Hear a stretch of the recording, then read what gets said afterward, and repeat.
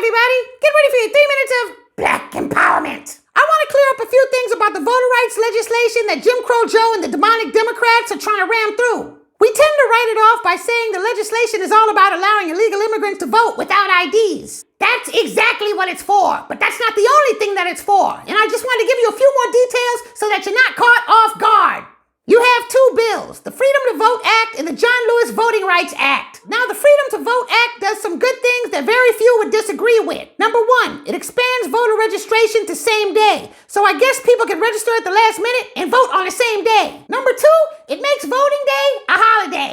Number three, it helps more convicted criminals be able to vote, although I haven't found any specifics on that. And number four, it requires states to conduct audits for federal elections and other security measures. Then there's the John Lewis Voting Rights Act. This bill basically restricts states from making changes that would affect voting. They would have to run any of those changes past the Democratic-controlled Department of Justice first. Now they combined both of the bills and they named it the Freedom to Vote John R. Lewis Act. They rammed it through the Democratic-controlled Congress, but although we gave them the majority in the Senate, Republicans can still use the filibuster. The filibuster is where any party can obstruct things by giving long, drawn-out speeches, making sure that bills go nowhere. In order to ram it through the Senate, the Democrats would have to get rid of the filibuster. They could actually do it with the simple majority that we were dumb enough to give them, but thank God there's two Democratic senators that won't go with it. Look, the Democrats have been trying to pass these acts for years, and it hasn't worked. Jim Crow Joe's been to Tulsa, where the race massacre happened, all the way to the Martin Luther King Memorial giving speeches. He was trying to convince the world that voter rights is black people's #1 concern. It's not.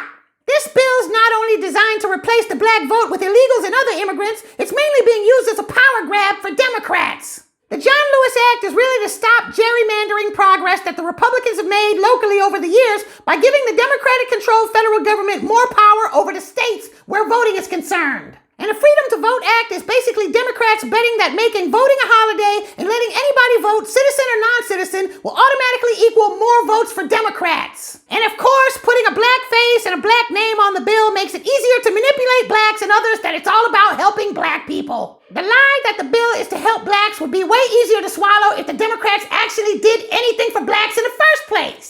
They don't. I'm glad that the bill failed because it makes the Democrats more vulnerable to the threat of losing black votes.